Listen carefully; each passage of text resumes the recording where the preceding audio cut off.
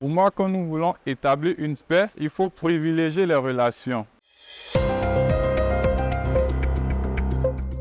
Pour moi, la paix, c'est le fait de vivre ensemble, voilà, de communier ensemble. Pour ma part, le gouvernement doit essayer d'insérer quelques lois, essayant de disloquer cette mentalité que plein de personnes ont aujourd'hui, excusez, voilà, qui est, bon, la couche sociale, c'est-à-dire se croire supérieur aux autres. Je pense que si on vit tous en égalité, on aura une bonne vie. Selon moi, la paix, c'est l'amour, c'est le partage, c'est la tolérance. En un mot, c'est l'entente, quoi. Selon moi, la paix. Selon moi. C'est que le Rwanda fait pour qu'on puisse s'entendre et de nous unir. Pour nous unir, il faudrait qu'on puisse tous, qu'on soit béto, baoulot, on travaille tous dans le gouvernement.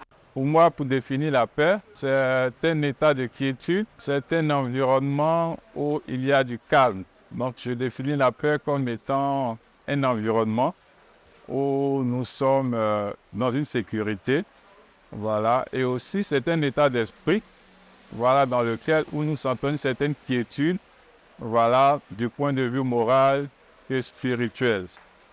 Pour ma part, ce que je peux adresser comme message au gouvernement, c'est que nous sommes tous conscients qu'il y a eu plusieurs événements qui se sont passés dans notre nation, la guerre de 2011 et tout cela.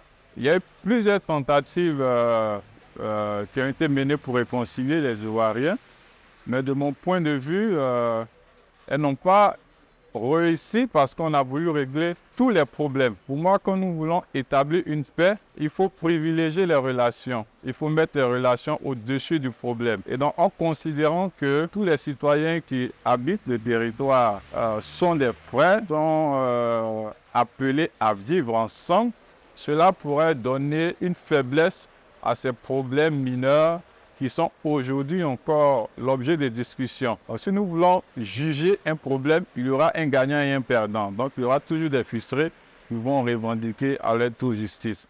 Donc, de mon point de vue, c'est que le gouvernement investit plus à encourager les citoyens ivoiriens ou tous ceux qui vivent sur le territoire à donner la priorité aux relations humaines. C'est en cela que la paix pourra vraiment être une réalité dans notre pays.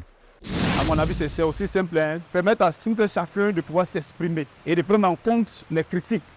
Mais qu'on ne brime pas celui qui s'exprime, celui qui dit quelque chose. Alors, si on va dans cette lancée-là, je pense que la jeunesse va se sentir dans ce que fait le gouvernement et ensemble, nous pouvons construire une paix. Et aussi, le gouvernement doit favoriser, comment on appelle ça, l'entrepreneuriat, le vrai. Pas celui qui est sur papier, mais c'est celui qui est réel, concret sur le terrain.